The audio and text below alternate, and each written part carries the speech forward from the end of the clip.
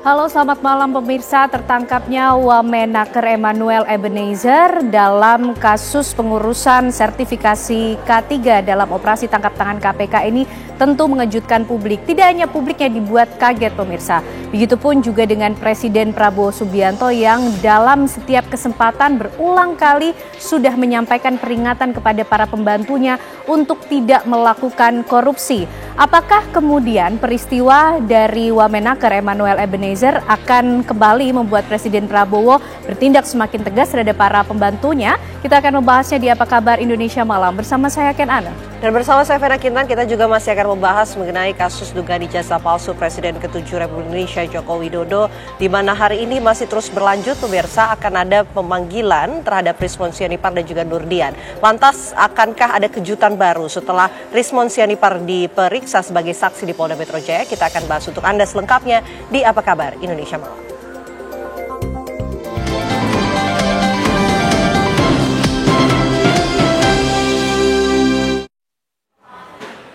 Ya pemirsa, Lisa Mariana tiba di gedung KPK. Lisa akan diperiksa terkait dengan kasus korupsi pengadaan iklan di Bank Pembangunan Daerah Jawa Barat dan Banten atau BJB. Lisa Mariana tiba di gedung KPK Kuningan, Jakarta Selatan sekitar pukul 11.26 waktu Indonesia Barat. Lisa yang didampingi oleh kuasa hukumnya mengatakan akan bersikap kooperatif untuk memberikan penjelasan kepada penyidik KPK. Lisa juga membawa sejumlah berkas jika diperlukan dalam pemeriksaan penyidik. Kasus penggelembungan dana iklan BJB ini terjadi ketika Ridwan Kamil masih menjabat sebagai Gubernur Jawa Barat. Nilai korupsi pada kasus ini diketahui mencapai 222 miliar rupiah. Selain itu, KPK telah menetapkan 5 orang tersangka dan menyita sejumlah barang bukti termasuk motor gede dan juga sebuah mobil.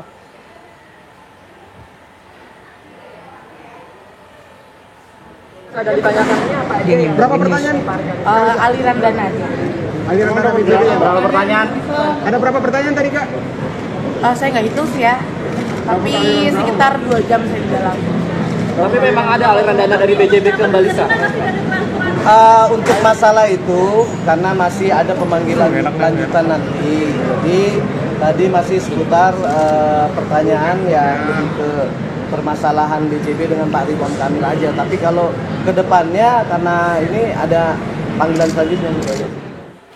Komisi Pemberantasan Korupsi KPK menetapkan Wakil Menteri Ketenagakerjaan Emmanuel Ebenezer sebagai tersangka terkait kasus pemerasan pengurusan sertifikasi keselamatan dan kesehatan kerja atau K3 di Kementerian Ketenagakerjaan. Selain menetapkan Noel, sapaan akrab Emmanuel Ebenezer sebagai tersangka, KPK juga menetapkan 10 orang lainnya sebagai tersangka dalam kasus ini. Noel terjaring OTT KPK pada Rabu 20 Agustus 2025. OTT tersebut terkait kasus dugaan korupsi mengenai pemerasan sertifikasi keselamatan dan kesehatan kerja K3. Dalam konferensi pers, Ketua KPK Setio Budianto mengatakan Wamenaker Emmanuel menerima uang sebesar 3 miliar rupiah dari pemeriksaan K3. Noel menerima uang panas tersebut pada akhir tahun lalu atau 2 bulan setelah menjabat. Selain Noel, pejabat Kementerian Ketenagakerjaan lainnya juga turut menikmati uang dari pemerasan tersebut. Ada pula yang menerima berupa bentuk kendaraan. Ke-11 tersangka akan ditahan selama 20 hari di lingkungan tahanan cabang KPK. AK diduga menerima aliran dana sejumlah 5,5 miliar pada kurun waktu 2021 sampai dengan 2024 dari pihak perantara. Kemudian sejumlah uang tersebut mengalir kepada pihak penyelenggara negara, yaitu IEG, sebesar 3 miliar pada bulan Desember 2024. KPK selanjutnya melakukan pemeriksaan secara intensif dan telah menemukan sekurang-kurangnya 2 alat bukti yang cukup. KPK kemudian menaikkan perkara ini ke tahap penyidikan dengan menetapkan 11 orang sebagai tersangka, yakni IBM, kemudian GAH, SB, AK, IEG, FRZ, HS, SKP, SUP, TEM, dan MM. KPK selanjutnya melakukan penahanan terhadap para tersangka untuk 20 hari pertama terhitung tanggal 22 Agustus sampai dengan 10 September 2025 di Rumah Tahanan Cabang KPK Gedung Merah Putih. Pemirsa, kami ajak Anda bergabung dengan rekan kami Iman Fajar yang sudah berada di Gedung KPK Jakarta. Selamat malam Iman, bagaimana informasi terbaru setelah adanya konvers juga yang dilakukan oleh KPK mengenai kasus dari Wamenaker?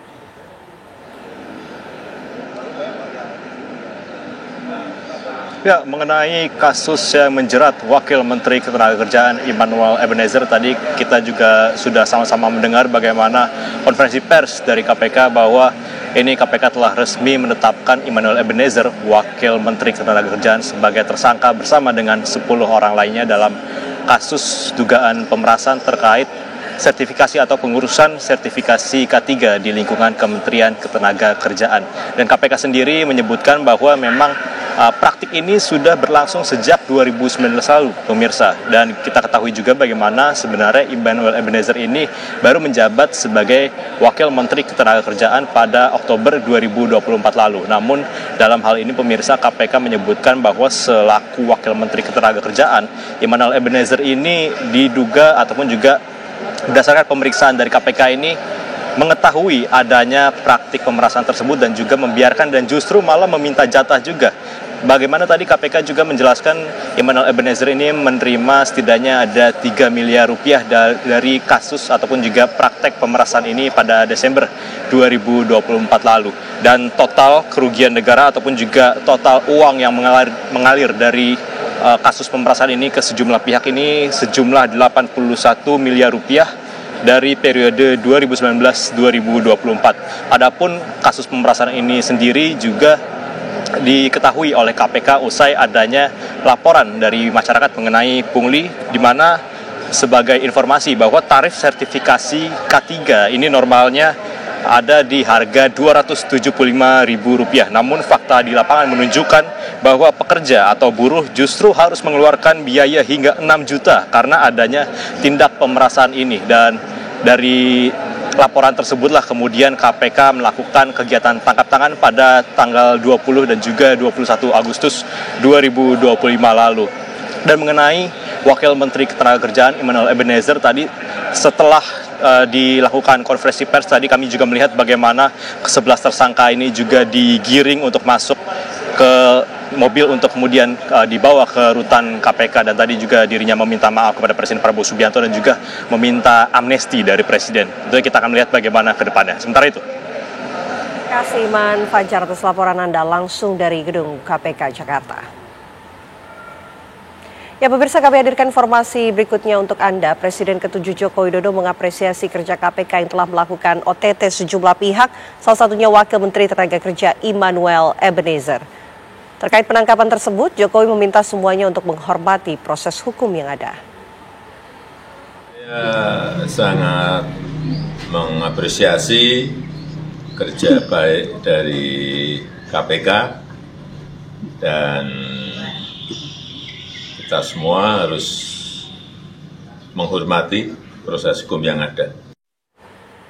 Ex-Ketua Pengadilan Negeri Surabaya, Rudi Suparmono, divonis oleh Majelis Hakim Tindak Pidana Korupsi selama 7 tahun penjara dan denda Rp750 juta.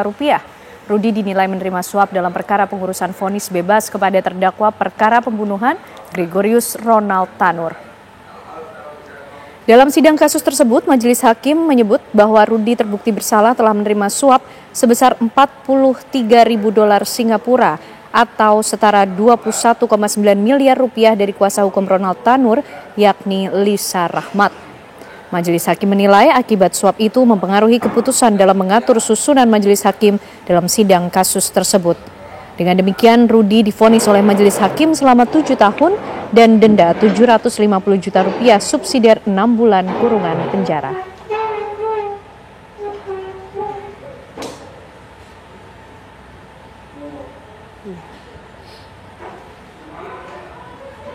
Subdit Resmob di Treskrimum Polda Metro Jaya menangkap 4 pelaku terkait kematian kepala kantor cabang Bank Pembantu sebuah bank di Jakarta Pusat, Muhammad Ilham Pradipta. Usai melakukan penculikan dan pembunuhan, satu orang pelaku sempat melarikan diri ke Nusa Tenggara Timur. Namun tak lama, polisi berhasil menemukan tempat persembunyian para pelaku.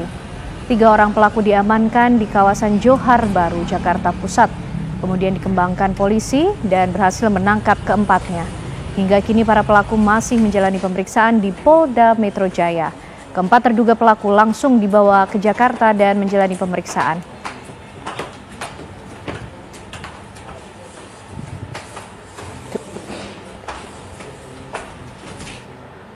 Kekerasan terhadap jurnalis kembali terjadi. 8 wartawan menjadi korban intimidasi hingga pengeroyokan saat meliput penyegelan pabrik PT Genesis Regeneration Smelting di kawasan modern Cikande, Kabupaten Serang, Banten.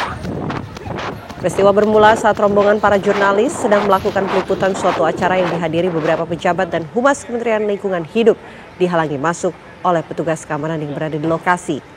Menurut keterangan saksi di lokasi kejadian, saat para jurnalis selesai melakukan peliputan, datanglah sekelompok orang yang diduga ormas dan langsung melakukan intervensi terhadap para awak media. Mereka mengejar, mengintimidasi hingga melakukan pemukulan terhadap para wartawan dan humas dari Kementerian Lingkungan Hidup yang tengah bertugas. Beberapa korban yang terluka pun langsung dilarikan ke rumah sakit terdekat. Peristiwa ini kini tengah ditangani oleh Polsek Jawilan dan sedang dilakukan proses penyelidikan terhadap para pelaku kekerasan.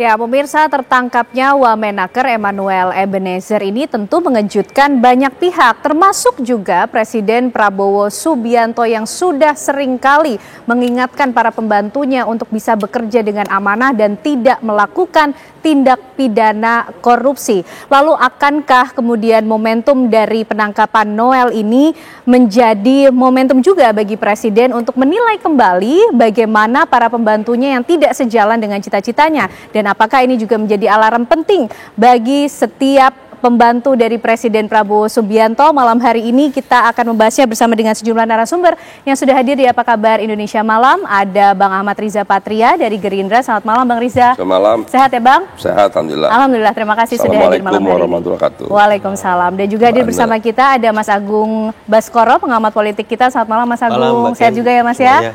Oke, dan bergabung melalui sambungan Zoom dari Golkar ada Bang Ahmad Doli Kurnia. Selamat malam. Assalamualaikum Bang Doli.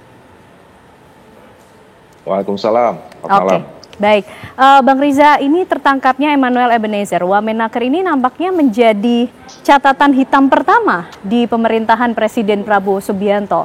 Pak Presiden sudah merespon mengenai hal ini, Bang Riza? Yang pertama, saya kira sudah cukup jelas sebetulnya apa yang sudah disampaikan oleh Pak Menseknek ya, terkait kasus OTT. Pendapat Presiden juga disampaikan, tentu Presiden sudah mengetahui, dan seperti juga disampaikan oleh Bang Dasko dan teman-teman lain, sikap Presiden tentu sesuai dengan apa yang sering disampaikan. Yang pertama, bagi Presiden, 2 hal yang harus dipahami oleh kami, khususnya ada di jajaran pemerintahan, yaitu bekerja dengan sungguh-sungguh untuk kepentingan rakyat, bukan kepentingan lain. Hanya satu perintahnya, kepentingan rakyat. Bukan kepentingan partai, bukan kepentingan kelompok, apalagi kepentingan keluarga, kepentingan pribadi, bukan. Tapi untuk kepentingan rakyat. Kemudian yang kedua, pesan yang saya sampaikan adalah menjaga amanah yang diberikan. Tentu di dalamnya diantaranya adalah menjaga integritas, ya, termasuk jangan sampai terjadi praktek-praktek yang bersifat koruptif atau KKN dan lain-lain. Saya kira itu 2 hal yang paling penting yang harus dipahami oleh kami, terutama yang ada di jajaran kabinet. Dan menyikapi kasus ini tentu kita juga harus menggunakan azas praduga tak bersalah. Jadi mari kita tunggu apa yang menjadi penjelasan dari KPK dan prosesnya hingga akhir, ya.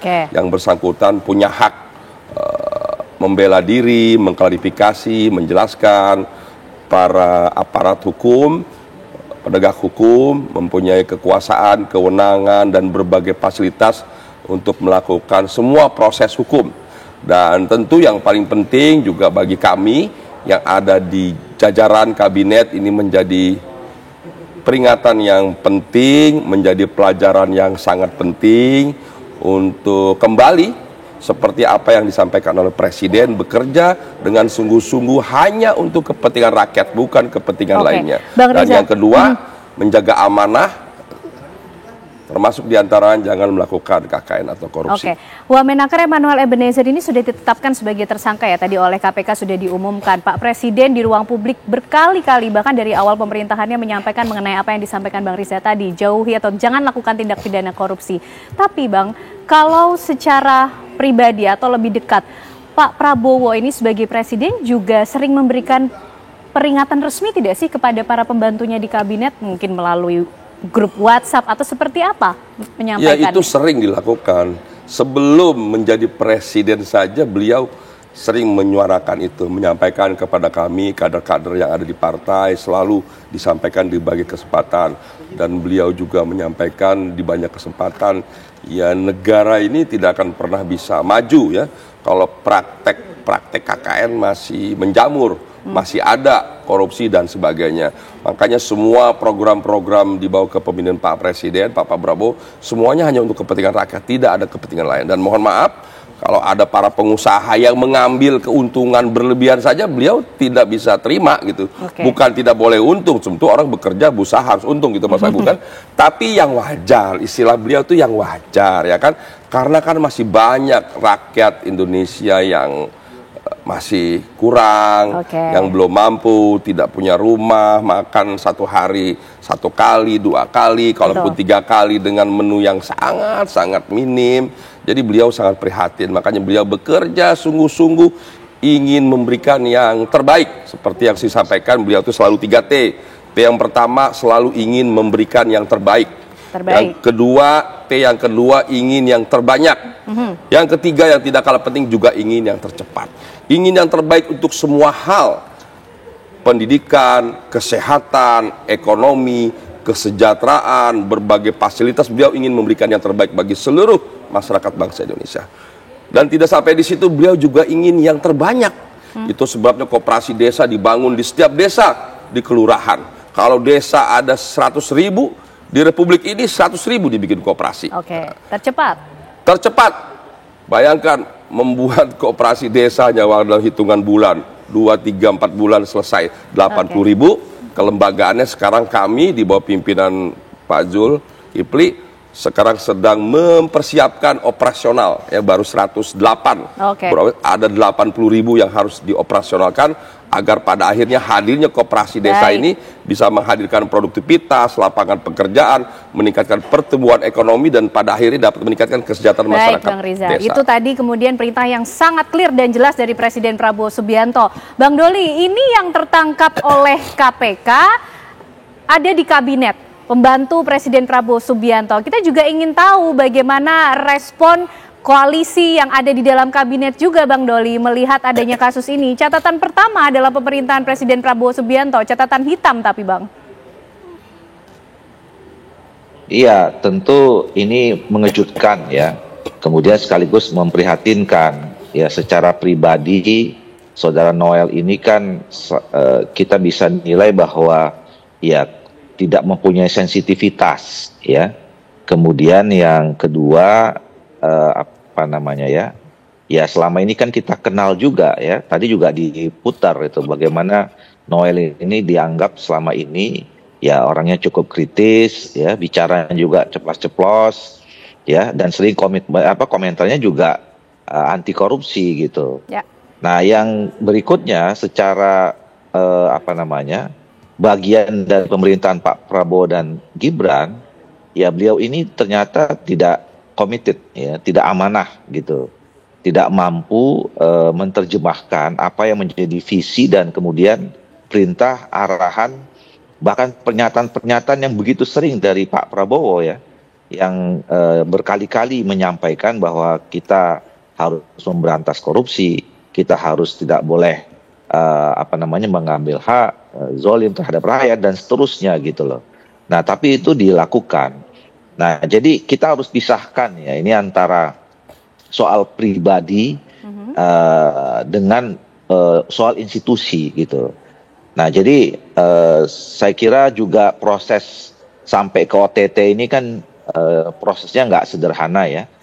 Perlu ada konfirmasi-konfirmasi yang saya kira itu bagian dari circumstance lah ya, keadaan lingkungan yang diciptakan oleh Pak Prabowo, nggak pandang bulu gitu. Siapapun yang melanggar komitmen terhadap pemberantasan korupsi, mau dia itu bagian dari kabinet atau siapa saja ya, tidak ada kompromi gitu. Jadi saya kira clear gitu. Oke, baik Mas Agung, kita juga ingin tahu bagaimana sih secara pandangan politik melihat kasus ini, karena kalau Pak Presiden Prabowo komit untuk terus menyampaikan anti korupsi, tapi pembantunya sudah mulai nggak komit nih Mas Agung. Dijawabnya nanti ya, usai jeda Mas Agung. Pemirsa, kami kembali untuk Anda. Ingin mengajak kebaikan, saya mau mendekati dengan baik. Ya, saya katakan sudah 100 hari, Mbok sadar, Mbok bersihkan diri, iya kan? Hai koruptor-koruptor yang kau curi ya Mbok kembaliin untuk rakyat.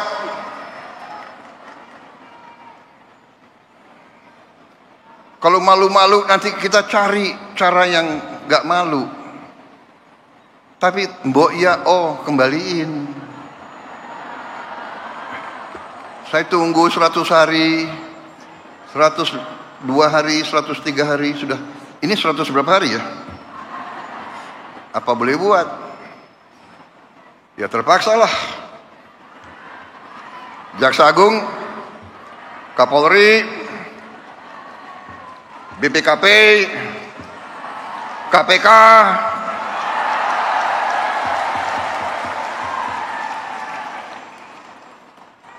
silakan. Baik pemirsa, kita lanjutkan pembahasan kita malam hari ini. Yang Anda saksikan barusan, mungkin kami menghangatkan ingatan Anda, adalah yang disampaikan oleh Presiden Prabowo Subianto ketika menghadiri Kongres 18 Muslimat NU di Surabaya, Jawa Timur pada 10 Februari 2025.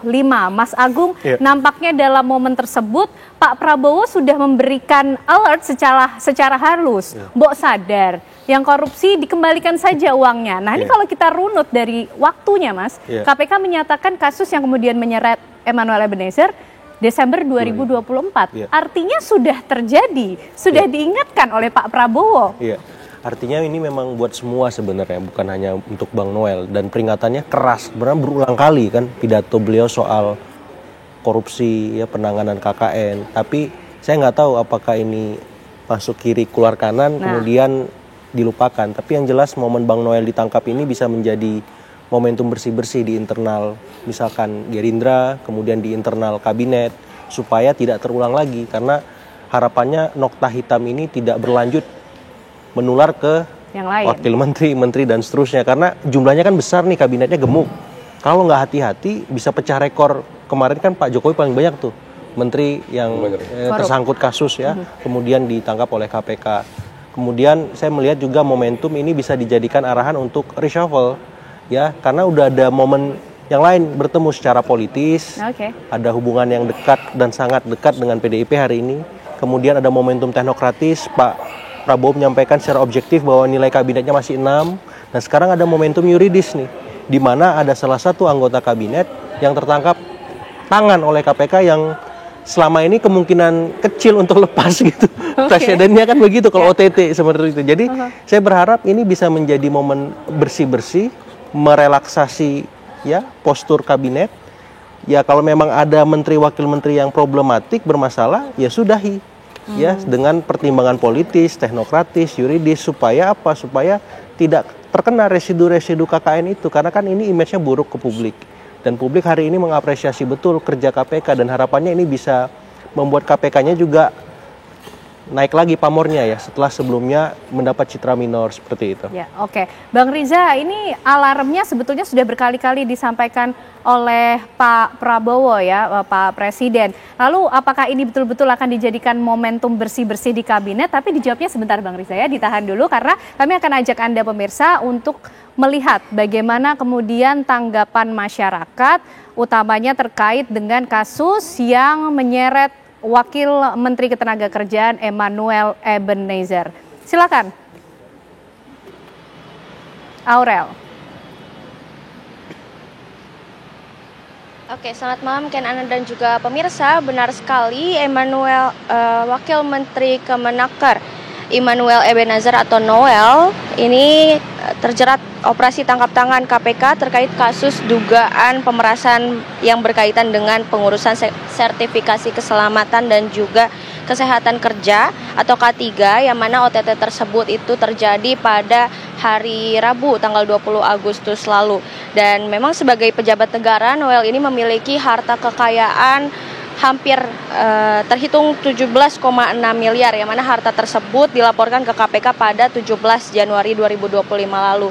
Dan di sini saya sudah berada di kawasan Sudirman, Jakarta, dan ingin tanya-tanya langsung ke beberapa masyarakat Indonesia mengenai kasus yang tengah viral belakangan ini. Halo kakak-kakak, bisa berdiri? Namanya siapa kak? Nama saya Yustia. Kak? Vivi. Vivi, ini ngikutin gak kasus Wamen Kemenaker Noel ini? Gimana sih kak tanggapannya sebagai masyarakat? Sejujurnya sih saya nggak begitu terlalu mengikuti kasusnya ya, tapi memang kan saya juga melihat di beberapa platform seperti Instagram gitu kan, memang kan di sana itu banyak sekali berita-berita tentang Wakil Kemenaker kayak gitu kan, dan memang kan ternyata informasinya adalah dia terjebak dengan korupsi kan, apalagi tentang kesehatan ketenagakerjaan.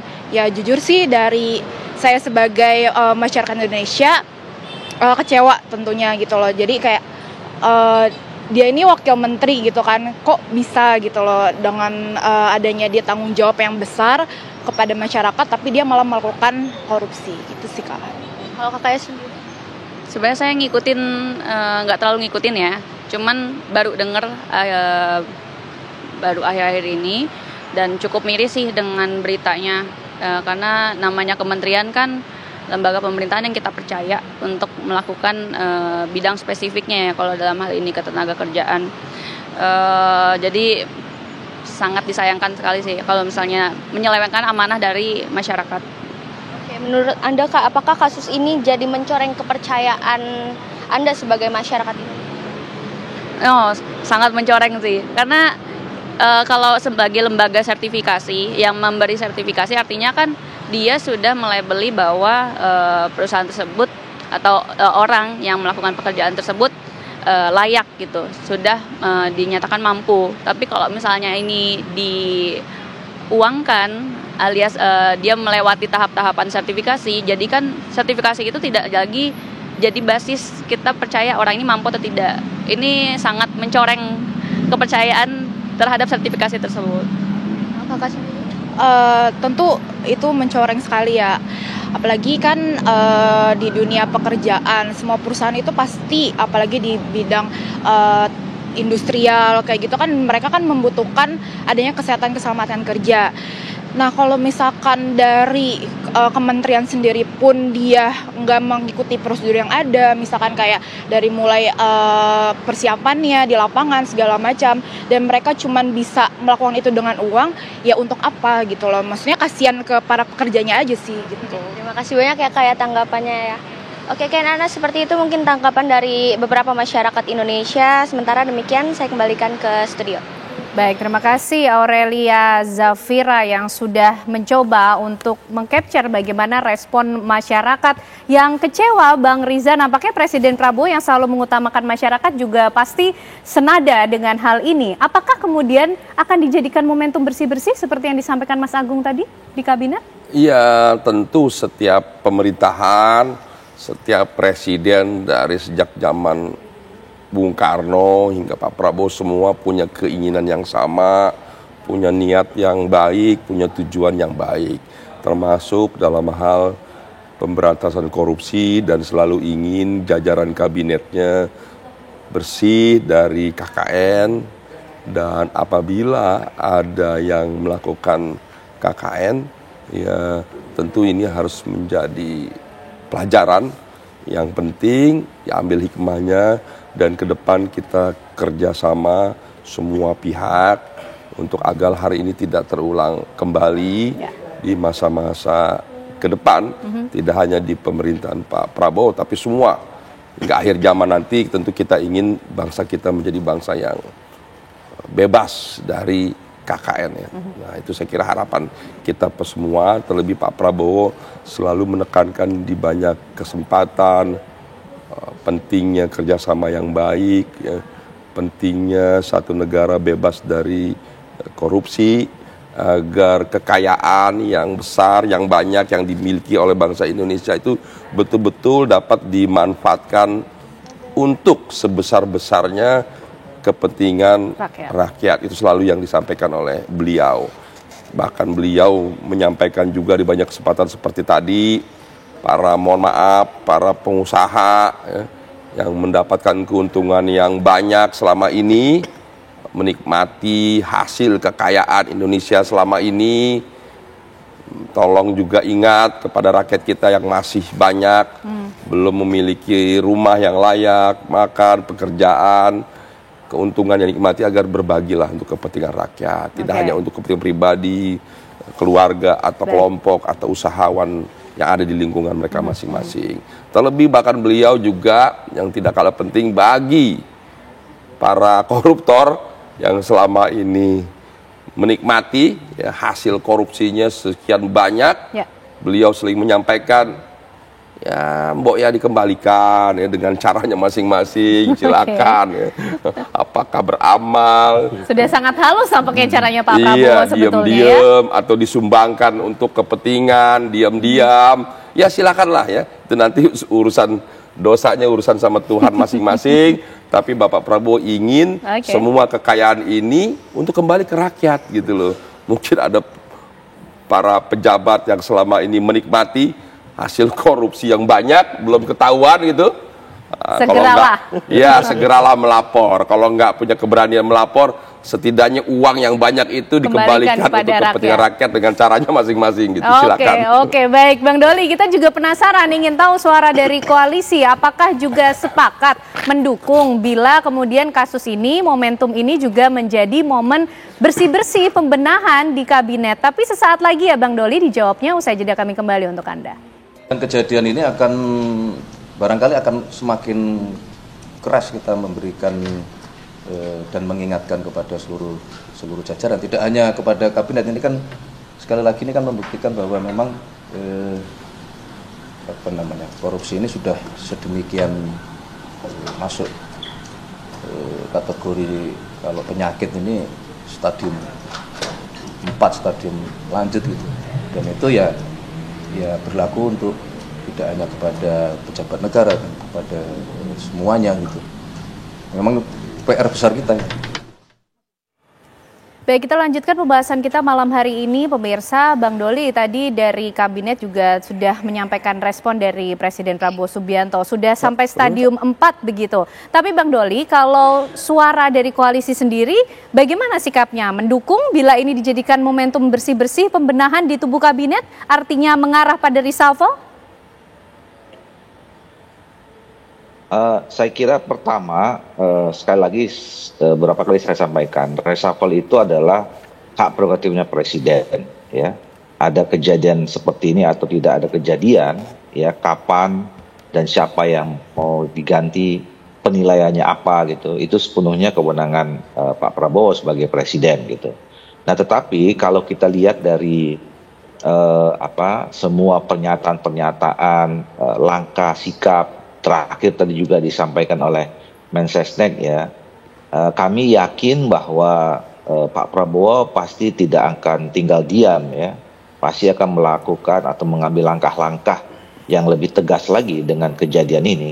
Dan Golkar dan saya juga yakin semua partai-partai politik pendukung di dalam koalisi itu pasti akan mendukung penuh, karena ini kan sesuatu yang memang baik dan menjadi keinginan kita semua ya, bahwa negara kita ini harus bebas dari korupsi, harus harus berwibawa gitu ya. Semua tugas tanggung jawab itu ditujukan untuk kepentingan rakyat, bukan untuk kepentingan siapa-siapa apalagi pribadi gitu. Jadi dan kami juga selama ini di Golkar misalnya sudah Ketua Umum juga sudah memberikan beberapa kali penegasan lanjutan ya dari apa yang disampaikan oleh Pak Prabowo kepada jajaran partai kami, bukan hanya di kabinet yang sekian jumlah orang itu, tapi juga di DPR, bahkan sampai ke kepala-kepala daerah dan DPR-DPD di kabupaten kota, bahwa sekarang ya tidak boleh lagi main-main ya, tidak boleh kita memberikan kesempatan sekecil apapun ya, untuk melakukan atau membiarkan praktek-praktek seperti itu. Oke, baik. Mas Agung, ini nanti kira-kira hitungan politik yang dilakukan oleh Pak Prabowo ketika kemudian mungkin memilih untuk melakukan reshuffle kabinet seperti apa, Mas Agung? Iya, jadi Bang Noel ini kan simbol kuat politik keberlanjutan, Mbak Ken ya. Jadi antara Pak Jokowi dan Pak Prabowo. Jadi kalau orang sekelas Bang Noel ini aja bisa diangkut dalam tanda petik, otomatis tidak ada anggota kabinet yang imun atau steril dari aparat maupun penegak hukum yang concern dengan masalah korupsi ini. Jadi ini kartu merah sudah keluar satu, harapannya jangan lagi keluar kartu merah lain ke anggota kabinet baik wakil menteri maupun menteri. Bertobat nasuhalah kalau bahasa ininya, religiusnya ya Bang ya. Supaya apa? Supaya tidak malu-maluin Pak Prabowo. Kasihan nih. Pak Prabowo-nya sudah concern, sudah serius, sudah bolak-balik ngingetin, kok malah masih begini. Nah tapi namanya manusia dan orang yang diatur banyak nih, human error-nya tinggi. Ya saya mengendorse memang setelah Bang Noel ditetapkan sebagai tersangka, memang untuk menjaga legitimasi politik dan publik pemerintah, citra pemerintah juga di mata publik, ya momen reshuffle ini menjadi sebuah keniscayaan gitu. Karena ya jangan sampai publik kemudian istilahnya antipati, karena kan Pak Prabowo concern berpidato ini di banyak kesempatan soal melawan korupsi. Nah artinya tindakannya harus segera, cepat, karena urgensinya sangat mendesak. Karena Bang Noel ini kan suka atau enggak ada di sebuah kementerian yang hari ini sedang disorot publik. Dan tanda petik kita ada ancaman PHK massal. Betul. Itu menterinya harus dibantu misalkan. Ini banyak kasus-kasus di bawah yang harus segera diselesaikan. Nah kalau nggak diangkat orang baru, khawatirnya ada hal-hal yang administratif, hal-hal yang strategis itu terbengkalai. Menghambat kinerja. Betul, sehingga keputusan untuk lebih progres kemenakernya menjadi terhambat. Jadi saya kira ini keniscayaan sudah ada situasi force major ya, yang mendesak, mendadak semacam itu, dan Presiden perlu mengambil sikap ya kalau saya segera minimal terbatas aja reshuffle-nya, it's okay. Misalkan yang diganti wamen saja, tidak perlu semua misalkan karena momentumnya belum pas, nggak apa-apa. Tapi harus segera dicari pengganti Bang Noel ya, kalau bisa lebih baik dari Bang Noel, figur yang bisa memastikan ancaman PHK massal itu tidak terjadi dan bahkan kita bisa membuat lapangan kerja yang banyak pasca kejadian ini. Karena apa? Karena ya kita butuh figur yang luar biasa dengan masalah yang pelik soal lapangan kerja kan itu. Nah yang kedua, sedikit banyak ini memberikan asupan dan amunisi kepada partai di seberang kan. Sebagai catatan, kalau saya masuk ini aman nggak ya? Bisa imun nggak? Bisa steril nggak? Meskipun statementnya kan partai penyeimbang, ya, gitu, karena kan ada arahan mau masuk tapi di luar tapi mau masuk kan begitu-begitu kan. Nah jadi wah kalau di dalam aja masuk apalagi di luar gimana nih? Jadi pertimbangannya semakin objektif seperti itu, dan saya berharap ya PDIP tetap dalam posisi di mana concern mengkritisi, mengawal agar agenda pemberantasan korupsi kita semakin maksimal seperti itu. Oke, Bang Riza, kira-kira plan dari Pak Prabowo, Presiden Republik Indonesia ini seperti apa yang urgensinya tinggi? Reshuffle terbatas mungkin akan dilakukan, Bang Riza? Iya, tadi saya sampaikan Bang Doli, reshuffle kan prerogatif daripada Presiden ya. Terkait kasus Bang Noel, saya kira kan solusinya tidak mesti harus reshuffle. Bisa dibiarkan kosong, bisa dicari penugasan khusus, bisa ada ad interim, macam-macam pola lah. Nanti Presiden yang akan memutuskan mana yang terbaik ya, terkait kosongnya posisi Wamenaker ya, kan tidak mesti harus diganti atau diisi, banyak pilihan-pilihan ya. Yang penting kan pada ujungnya tugas-tugas daripada Kementerian Tenaga Kerja bisa terlaksana dengan baik kan itu. Kan menterinya masih ada. Nah, saya kira nanti silakanlah Presiden itu, kita tunggu saja apa yang menjadi kebijakan. Yang kedua terkait resapel juga itu prerogatif daripada Presiden. Kita tunggu sajalah ya. Ini kan umurnya baru 10 bulan ya kurang lebih kan. Presiden punya kebijakan, punya feeling, punya intuisi, punya pemikiran yang terbaik itu apa yang harus dilakukan. Beliau sudah pemimpin kaliber lah, asam garam, kita tunggu saja. Jadi tidak perlu juga kita berharap ada resapel, apalagi mendesak-desak atau apa, nggak penting. Bagi kami bekerja sebaik-baiknya itu tugas yang terbaik bagi dari kabinet. Tapi yang paling penting adalah korupsi ini sudah sejak lama, sejak zaman Orde Baru hingga hari ini. Dan korupsi ini tidak hanya di pemerintahan, tapi juga di tempat-tempat lain dan di swasta. Saya kira kalau bangsa ingin baik, ya memang harus dimulai daripada pemimpinnya, daripada aparatnya, daripada kabinetnya. Tapi yang tadi kali penting juga di sektor-sektor swasta juga, mari kita sama-sama agar proses bisnis di swasta juga bisa berlangsung dengan baik, tanpa ada kasus-kasus KKN juga ya. Supaya semua bangsa ini yang pemerintahan dengan swasta bisa bersinergi lebih positif. Seperti disampaikan Bapak Prabowo, supaya semua kekayaan alam Indonesia ini, sumber daya alam yang luar biasa kayanya ini bisa betul-betul dimanfaatkan sebesar-besar untuk kepentingan rakyat. Saya kira itu yang paling penting. Mari kita berusaha, berdoa dengan niat yang baik, tulus ikhlas bekerja. Seperti yang disampaikan Pak Prabowo, ingin sekali memberikan yang terbaik, terbanyak dan tercepat untuk kepentingan bangsa, negara, dan seluruh rakyat Indonesia. Oke, sudah ada satu kartu merah, penting untuk disadari, ini menjadi alarm tentunya bagi para pembantu Presiden Prabowo Subianto, tapi kita tunggu bagaimana kebijakan dan juga intuisi dari Presiden Prabowo Subianto menyikapi mengenai hal ini. Terima kasih untuk diskusi yang luar biasa malam hari ini, Bang Riza, Mas Agung, dan juga Bang Doli. Sehat selalu semuanya, selamat malam. Terima kasih Bang Doli. Pemirsa. Ya, dan usai jeda pemirsa, apa kabar Indonesia Malam masih akan menemani Anda bersama dengan Vena Kinta. Ya, terima kasih Kanana dan juga pemirsa. Usai jeda Apa Kabar Indonesia Malam akan menghadirkan pembahasan mengenai kasus dugaan ijazah palsu Presiden ke-7 Republik Indonesia Joko Widodo yang masih terus bergulir. Hari ini giliran Rismon Sianipar dan juga Nurdian yang diperiksa sebagai saksi di Polda Metro Jaya. Kami akan hadirkan pembahasannya untuk Anda sesaat lagi. Anda kembali menyaksikan Apa Kabar Indonesia Malam, pemirsa. Sebuah bengkel mobil di Jalan Sukagali 2, Kelurahan Cipedes, Kecamatan Sukajadi, Kota Bandung, hangus terbakar pada Jumat pagi. Beruntung tidak ada korban jiwa dalam peristiwa ini. Api diduga pertama kali muncul dari lantai 2 bengkel hingga membuat para pegawai panik dan berhamburan keluar. Sejumlah mobil yang tengah berada di bengkel berhasil dievakuasi, namun berbagai suku cadang dan peralatan bengkel ludes dilalap api. Sementara penyebab kebakaran diduga akibat korsleting listrik. Tidak ada korban jiwa dalam peristiwa ini, pemirsa. Dan untuk memadamkan api, Damkar Kota Bandung mengerahkan 8 unit armada damkar dan api berhasil dipadamkan 1 jam kemudian setelah kejadian.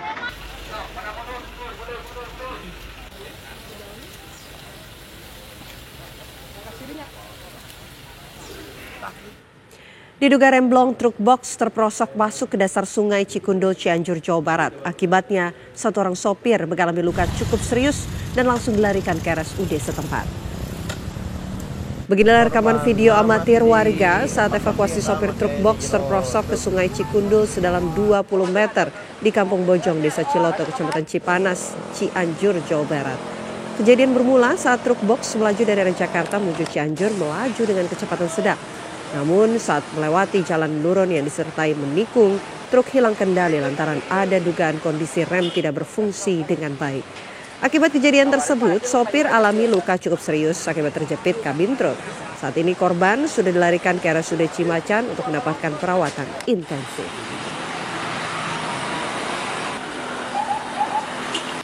Nah. 4 orang nelayan asal Kabupaten Kota Baru, Kalimantan Selatan terombang-ambing di laut setelah perahu yang dikemudikannya mengalami kecelakaan dan tenggelam di perairan Selat Makassar, Sulawesi Selatan. Beruntung kapal asing asal Hong Kong yang melintas di sekitar lokasi melihat dan menolong ke-4 nelayan tersebut.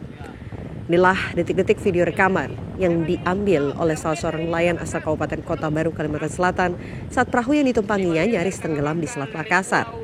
Setelah sempat terombang-ambing di lautan, keempat nelayan ini dapat diselamatkan oleh kapal KM Great Explorer asal Hong Kong yang sedang melintas di sekitar lokasi. Sementara pihak Basarnas Makassar yang menerima kabar tersebut langsung menuju ke arah kapal KM Great Explorer untuk melakukan evakuasi kepada 4 nelayan. Setelah dilakukan evakuasi, 4 nelayan tersebut dibawa ke Syah Bandar Pelabuhan Soekarno-Hatta Makassar dan langsung dipulangkan ke pihak keluarga.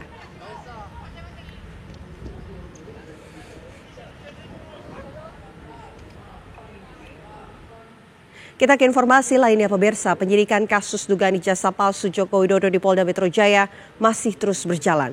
Rismon Sianipar mengikuti jejak Dr. Tifa, Abraham Samad, dan Roy Suryo diperiksa penyidik Subdit Kamdek PMJ.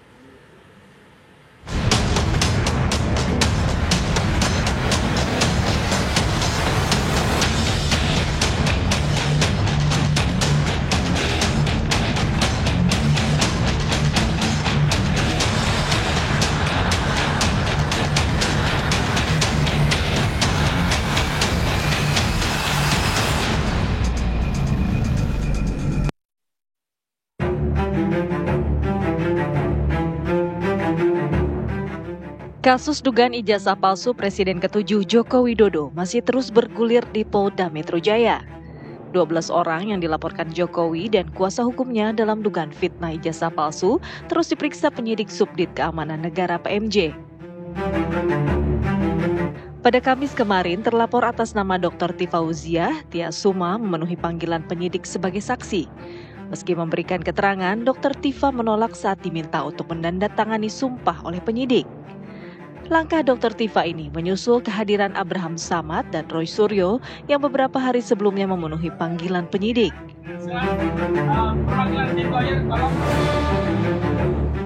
Sementara itu penyidik juga memanggil Rismon Sianipar dan Nurdian Noviansyah Susilo yang akan diperiksa sebagai saksi pada Jumat siang tadi. Lalu akankah ada kejutan dari pemeriksaan Rismon?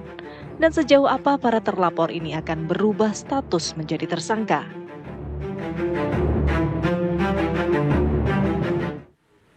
Lantas, adakah kejutan dari pemeriksaan Rismon Sianipar sebagai saksi di Polda Metro Jaya hari ini? Kita akan bahas pemirsa malam hari ini bersama dengan narasumber. Saya akan perkenalkan untuk Anda. Di sebelah kanan saya ini sudah hadir Bang Ade Darmawan, Sekjen Pradi Bersatu, selaku pelapor juga. Selamat malam, sehat? Sehat, Mbak. Setelah Bang Ade ini juga sudah hadir, ada Bang Herman Kadir, kuasa hukum Roy Suryo CS. Selamat malam Bang Herman. Selamat malam. Sehat Bang Herman? Sehat, alhamdulillah. Oke, kita tanyakan dulu ke Bang Herman. Ini kan Bang Rismon Sianipar, Nurdin hari ini juga sudah selesai diperiksa di Polda Metro Jaya. Kita ingin tahu hasilnya seperti apa. Begitupun juga dengan kemarin, Dr. Tifa juga sudah diperiksa di Polda. Jadi begini, tadi jam 5 sore itu sebenarnya udah selesai. Tapi karena nunggu print mungkin habis maghrib kali ya. Habis maghrib baru selesai semua pemeriksaan Rismon Sianipar itu.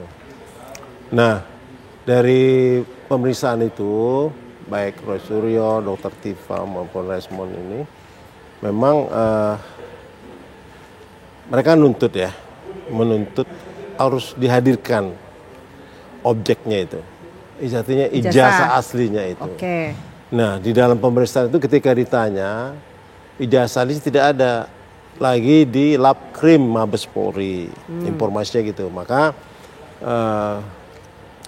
Pak Rismon CS ini kalau tidak berkenan dengan tidak adanya ijazah, mereka nggak mau jawab BAP itu. Mereka minta dulu, karena objek yang dipersoalkanku adalah ijazahnya itu. Nah, ketika ditanya itu, Polda Metro Jaya tidak bisa menjawab adanya kehadiran ijazah itu tidak ada.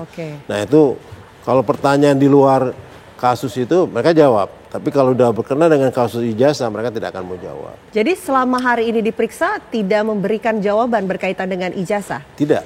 Tidak mau menjawab jawaban masalah ijazah. Termasuk juga siapa itu juga. Fadilah. Nah, itu nggak mau juga. Kalau Dr. Tifa bagaimana? Iya juga, apalagi dia lebih keras lagi, lebih minta hadirkan dulu. Kalau itu tidak ada, saya nggak mau. Itu prinsip dia. Memang dari awal pemanggilan pertama itu udah Dokter Tifa itu ngotot.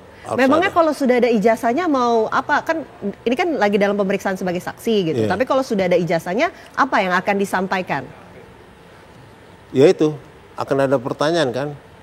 Saudara kan biasa kalau polisi itu kan kalau di dalam BAP itu kan sebelum dia mempertanyakan kepada saksi, itu kebiasaan di kepolisian penyidik itu objeknya dulu yang dipersoalkan, diperlihatkan. Itu kebiasaan di kepolisian seperti itu. Ini objeknya loh. Kamu menyatakan ini palsu, ini, gitu kan? Nah, itu yang nggak bisa dihadirkan sama penyidik. Jadi sepanjang itu nggak ada, ya teman-teman ini agak keberatan kalau dia BAP yang ada kaitannya dengan masalah ijazah itu, gitu. Kalau soal Dokter Tifa yang sempat menolak untuk kemudian menyampaikan sumpah gitu, itu bagaimana, Bang Herman? Ya itu kan statementnya beliau ya, artinya dia sendiri yang menyatakan seperti itu. Gitu. Tapi ada dijelaskan nggak sih kok sampai menolak sumpah? Karena gini, bahayanya apa? Karena BAP yang disumpah itu artinya nantinya di pemeriksaan di pengadilan, orang itu tinggal dibacakan aja BAP-nya, nggak tanpa kehadirannya juga bisa gitu loh. Itu yang ditakutin teman-teman. Dan itu secara hukum itu agak melemahkan gitu loh. Kenapa? Hukum itu kan apa yang ada di pengadilan. Oke, apa baik. yang diperiksa pengadilan. Baik. Nah kalau sepanjang itu tahu-tahu udah disumpah, ini disumpah, semua disumpah, artinya pemeriksaan pengadilan itu tidak berjalan lagi. Oke, baik. Artinya di pernyataan di pihak kepolisian itu sudah final gitu loh. Itu yang nggak mau kita. Oke, Kalau baik. mau ya nggak usah disumpah, BAP saja, nanti ditegaskan lagi di proses pemeriksaan di pengadilan gitu. Saya mau dengar suaranya Bang Ade kalau begitu. Bang Ade selaku pelapor begitu melihat para Saksi saksi pelapor. nih, saksi Saya pelapor saksi, ya. Oke. Melihat sejumlah saksi yang diperiksa minggu ini, beberapa diantaranya ini tidak kemudian mau ditanya lebih dalam mengenai ijazah. Bagaimana kemudian respon saksi pelapor? Jadi begini, Mbak ya. Kalau saya secara pribadi waktu diperiksa saya menandatangani BA sumpah namanya. Berita acara sumpah ini digunakan nanti itu pada saat di pengadilan, betul. Terus kemudian kalau misalkan ada seseorang yang diperiksa sebagai saksi dan memang dia adalah telapor, kemudian tidak menggunakan haknya pada saat itu, pada saat dia diperiksa sebagai saksi, maka itu akan merugikan dirinya sendiri sebenarnya. Kalau kita berbicara konstruksi BAP. Kenapa? Karena mereka mengkonstruksikan BAP itu kan disitulah kita bisa melihat dan menjelaskan secara detail apa yang kita lihat, apa yang kita dengar, dan apa yang kita rasakan. Nah, Tapi kan mau diperiksa kalau barangnya ada begitu, kalau pihaknya Bang Herman. ini kan berbicara tidak hanya sebagai konteks ijazah palsu kan. Ini terkait narasi, ya, kalaupun misalkan objeknya itu nanti dibuktikan bahwa asli atau tidak, itu kan nanti di pengadilan. Ya kan? Nah, sementara alat bukti saat ini yaitu kita harus pahami dulu deh. Saya bagi dulu konstruksinya. 310, 311, 32A, kemudian 160, kemudian 28 ayat 2. Ya, 27A, terus kemudian dan lain-lain. Itu terkait pelaporan Pak Jokowi dan kami di Advokat Public Defender atau Pradibes 1. Nah, ini kan yang dijadikan alat bukti adalah video, link, ya kan? Kemudian beberapa link-link yang memang dari pemilik akun yang ada. Jadi bukan konteksnya pada objek perkara ijazahnya itu. Objek perkara yang dilaporkan saat ini adalah link serta alat buktinya ya. Dan barang buktinya itu adalah video. Gitu loh. Ya. Nah, kalau itu tidak dijawab, nah kalaupun misalkan katakanlah harus ada ijazah. Nah, ijazah kan sudah disita itu kan hanya untuk membandingkan narasi yang dimana narasi ini dianggap dugaan tindak pidana dengan ijazah ini itu nanti dibuktikan bahwa di pengadilan saksi-saksi baik itu dari UGM, baik itu dari kepolisian, ya Puslap, itu kan sudah ada semua hasil-hasilnya dan hasil BA, berita acara pemeriksaan mereka. Nah, ada yang menarik. Baru-baru ini UGM sudah menjawab. Ya, saya tadi lihat bahwa UGM sudah menjawab kegalauan hampir publik ya selama ini, baik itu dari kelompok Roy Suryo CS dan kelompok kami sebagai pelapor. Nah, bahwa kami senang Mbak, ya, karena UGM sudah betul-betul menyatakan berbicara sebagai lembaga pendidikan. Jadi tidak berbicara sebagai oknum UGM atau saya adalah rektor, saya ngomong atas nama pribadi, tidak. Tapi rektor dalam kapasitas berbicara sebagai lembaga pendidikan. Ya, berbeda dengan Bang Roy. Bang Roy ini kan mantan mahasiswa. Ya kan? Dia tidak terikat di lembaga pendidikan yang bernama UGM. Ya kan? Kemudian kemarin ada yang lebih menarik lagi, lucu lagi. Dia launching buku. Nah, terus tidak didukung dengan UGM, ya kan? Nah, itu kan artinya kalau saya Mbak, saya malu sebagai alumni UGM yang memang malu-maluin gitu loh. Ya, kan kasihan gitu loh. Artinya ini akan menjadi lebih jelas, sudah disampaikan oleh UGM secara resmi. Oke, kita sudah tangkap poinnya. Saya mau ke Bang Herman kalau begitu. Bang Herman, ini yang jadi keberatan dari Dr. Tifa. Dr. Tifa ini menolak karena memang adanya laporan dan juga delik yang kemudian digabungkan. Ada 4 laporan dan juga 2 delik. Ini bagaimana? Jadi gini, saya sudah dapat informasi dari Polda. Ternyata yang dipakai itu sekarang hasil laporan Jokowi. Yang laporan Jokowi di Polda Metro Jaya, yang lain itu tidak masuk lokus delikti. Lokus deliktinya beda. Nah, kembali kita kepada masalah sumpah tadi, artinya BAP itu. Jadi kenapa kita menolak BAP itu dengan disumpah? Artinya karena kebenaran material itu ada di ruang sidang. Di ruang sidang pengadilan gitu. Artinya gitu. Nah itu. Nah ini kita inginkan seperti itu. Makanya Dr. Tifa nggak mau disumpah. Teman-teman yang lain juga bakalan mau disumpah. Untuk di BAP disumpah gitu. Itu kan trik-triknya pihak penyidik aja. Langkah penyidik itu nggak ada kewajiban. Sumpah itu nggak ada kewajiban. Kewajiban itu ada orang itu diperiksa di pengadilan, di ruang sidang. Gitu. Jadi itu. Nah, baik.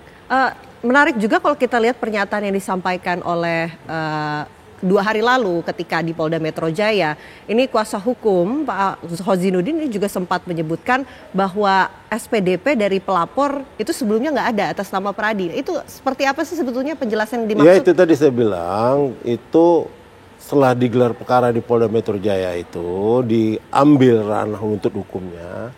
Ternyata yang bisa memasuk unsur delik itu laporan Jokowi, gitu loh. Artinya kenapa? Di situ memang Jokowi melapornya di Polda Metro Jaya sesuai dengan lokus delikti seluruh wilayah. Itu kan ada yang di Depok, ada ini, nah, itu nggak di luar lokus deliktinya gitu loh, wilayah hukumnya. Karena objeknya itu memang di Polda. Kalau Polda memang pas, gitu loh. Jokowi itu udah pas. Jadi walaupun kejadiannya di Jakarta Selatan, di utara gitu. Bisa. Tapi kalau dia mau main di Polres, itu tidak masuk lokus delikti. Itu udah hasil kajian Polda Metro kayak gitu. Jadi mengerucut gitu loh.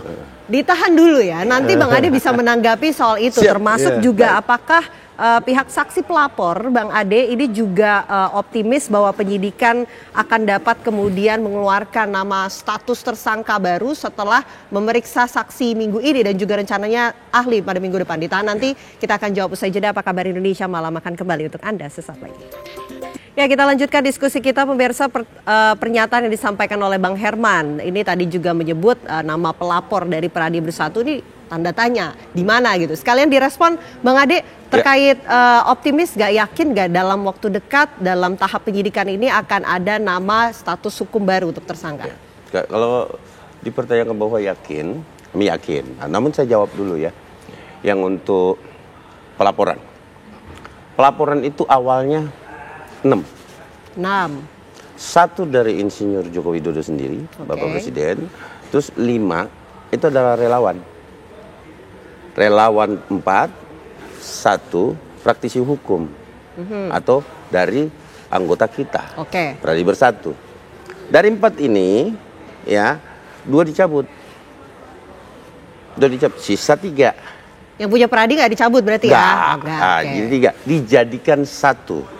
Karena Polda Metro Jaya menganggap bahwa ini adalah masih yurisdiksi dia, maka ini ditarik, dijatuhkan di Polda Metro. Karena beberapa titik lokus yang berbeda sehingga diangkatlah ke Polda Metro. Dan itu efisiensi yang dilakukan. Kan tidak mungkin Bang Roy habis diperiksa di Polda, laporan Pak Jokowi diperiksa lagi ke Polres setempat, ntar pindah lagi ke Depok gitu kan. Kan nggak mungkin tuh Mbak. Jadi efisiensi sehingga disatukan laporan itu. Nah sekarang ada 2 laporan. Yang 3 menjadi 1, terus yang 1 laporan Bapak Insinyur Joko Widodo juga sendiri. Jadi 2 laporan yang masih ada di Polda Metro Jaya. Yaitu bagian dari kita, pelapornya itu yang kami utus dan berikan surat perintah, itu adalah Lecumanan. Nah itu anggota kita, bukan relawan dia. Dia adalah praktisi hukum yang kami perintahkan melalui organisasi berdasarkan surat tugas dia untuk melakukan pelaporan. Jadi ada ya atas nama Pradi Bersatu ya? Ya di laporannya kan advokat public defender dalam kurung Pradi Bersatu diwakili oleh Lecumanan. Dan itu biasa kami lakukan begitu kalau organisasi sebesar Pradi Bersatu melaporkan kan ngeri kali itu. Itu isinya Pradi Bersatu itu hampir 1.000 Mbak. Ya kan? Tapi kemudian Mbak bertanya lagi bahwa sebesar apa kami optimis? Pasti. Adanya status. Kenapa? Kita lihat dari penyelidikan. Naik menjadi penyidikan. Nah sebentar lagi status ini pasti naik. Apalagi saya bersyukur kalau kami di pihak pelapor ya, kita bersyukur kalau misalkan tidak ada jawaban di BAP. Kenapa? Tidak ada counter. Berarti peluang untuk SP3 itu hilang. Tapi sudah selama ini sudah naik ke tahap penyidikan belum ada juga tersangkanya. Iya kan begini, kan tahapan pemeriksaan dulu. Habis ini periksa apa? Periksa ahli dulu. Kembali, karena kemarin ahlinya diperiksa di tahap penyelidikan, tentu di tahap penyidikan diperiksa kembali. Atau ada tambahan ahli, baik dari pelapor maupun terlapor. Ya kan?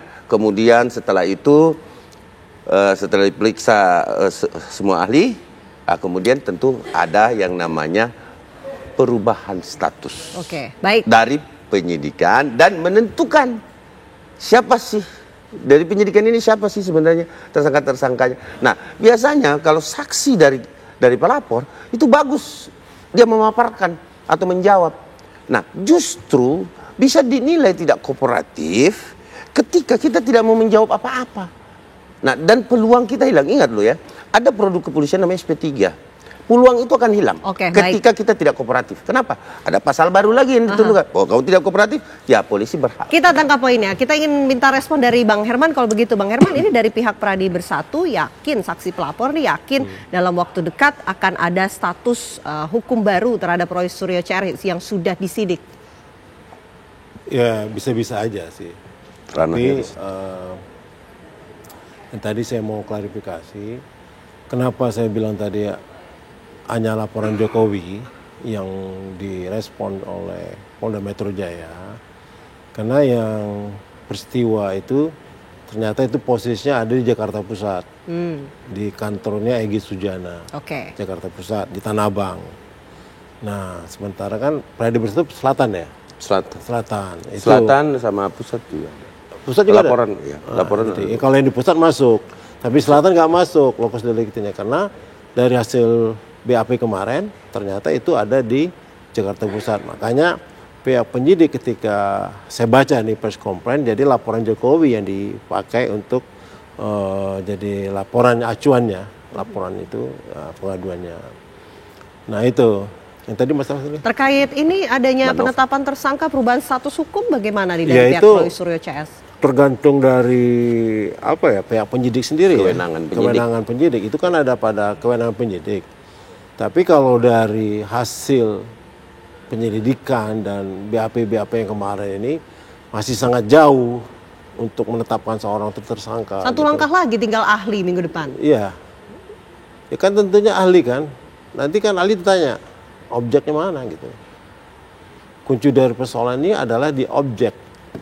Ya, tanyalah semua ahli pidana, bahkan mantan jenderal-jenderal polisi itu bilang objek. Termasuk juga kemarin itu siapa bekas mantan kabar eskrim itu si Susno Duaji, itu objeknya adalah ijazah.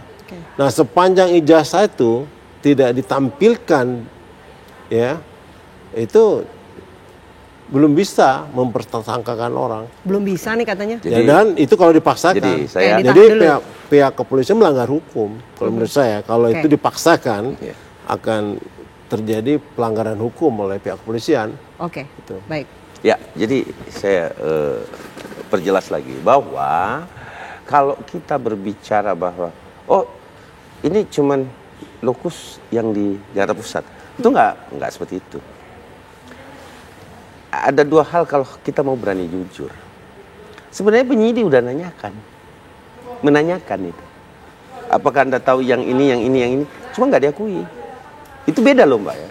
Beda apa yang kita jawab disampaikan kepada publik, apa yang kita tidak jawab tidak disampaikan kepada publik. Bahwa kemudian pertanyaan-pertanyaan itu pasti ada. Saya yakini ada. Kenapa? Karena dari beberapa kesaksian, untuk apa kami menjadi saksi, ditanyakan kesaksian kami terhadap sesuatu objek perkara, katakanlah bukti video, katakanlah bukti postingan. Ngapain kami ditanyakan sebagai saksi? Kalau ini tidak ditanyakan kepada calon tersangka atau terlapor. Ya katakanlah kita nggak usah bicara tersangka lah, tetapi seorang terlapor. Kalau tidak ditanyakan, kenapa saksi-saksinya ditanyakan? Kan ini cuman saya tidak mau masuk ke ranah itu. Walaupun kami tahu bahwa semua bukti-bukti itu firm dan semua bukti-bukti itu sudah kami sajikan kepada penyidik dan beberapa ahli pun yang sudah diperiksa sudah sempat menyampaikan kepada kami bahwa ini masuk. Baik. Bang Herman, silakan ditanggapi. Jadi gini, kalau saya prinsipnya satu, karena di dalam hukum ada namanya subjek, ada namanya objek. Nah unsur ini harus terpenuhi. Ya. Subjeknya ada orangnya kan, terlapornya ada, Roy Suryo CS. Nah objeknya apa? Ijazah. Itu tidak terpenuhi gitu ya? Tidak terpenuhi.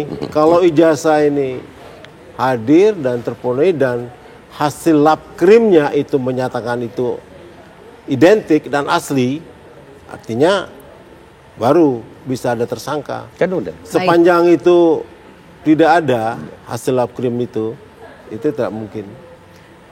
Dan itu pun harus melalui proses peradilan lagi. Ada proses peradilan lagi. Iya. Ada putusan pengadilan yang menyatakan itu palsu. Ini masih asli. panjang sekali nih nampaknya. Nanti kita akan terus pantau bagaimana keberlanjutannya. Terima kasih Bang Ade atas waktunya. Terima kasih Bang Herman sudah hadir di Apa Kabar Indonesia Malam. Sehat selalu. Selamat. Ya pemirsa, kami hadirkan informasi lainnya untuk Anda. 1 dari 3 orang pelaku pencurian di Kabupaten Batanghari, Jambi babak belur dihajar warga usai tertangkap tangan saat mencuri buah kelapa sawit. Warga juga kemudian meluapkan emosinya dan membakar 2 unit sepeda motor milik pelaku. Pelaku mencuri buah kelapa sawit milik warga di Hamparan 60 KUD Subur Makmur, tepatnya di Desa Tidak Kuranji, Kecamatan Barosebo Ilir, Kabupaten Batanghari, Jambi. 1 dari 3 pelaku pencurian berhasil diamankan warga saat membawa buah hasil curian, sementara 2 pelaku lainnya berhasil kabur. Usai menghajar dan membakar motor pelaku kemudian dibawa aparat kepolisian Polsek Barosebo Ilir ke Puskesmas Tidar Kuranji untuk mendapatkan perawatan medis. Selain pelaku, polisi juga mengamankan 2 unit sepeda motor milik pelaku dan 31 janjang buah sawit seberat 890 kg. Sementara pelaku dan pemilik kebun sawit dikabarkan akan menempuh jalan damai dan saat ini masih dalam proses.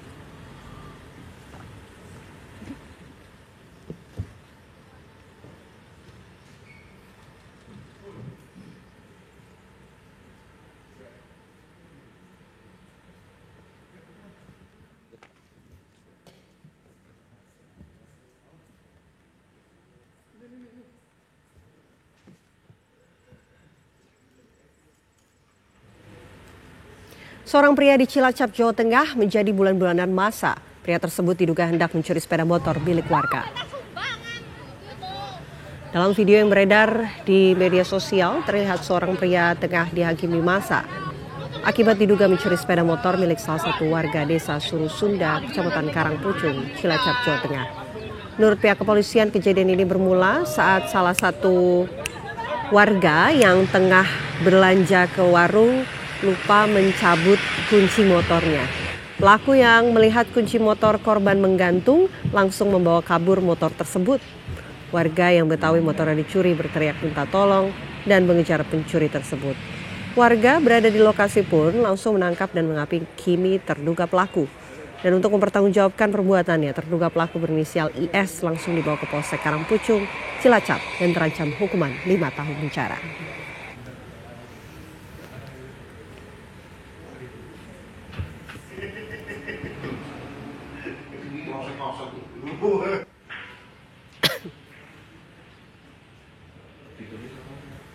Kabar tadi sekaligus menutup perjumpaan kita di Apa Kabar Indonesia Malam. Wakili kru yang bertugas, saya Vena Kintan. Dan saya Kenana, pemirsa pamit undur diri. Namun sesaat lagi Anda dapat menyaksikan program One on One bersama dengan Maria Elgiptia yang akan berbincang dengan Menteri ESDM Bahlil Lahadalia.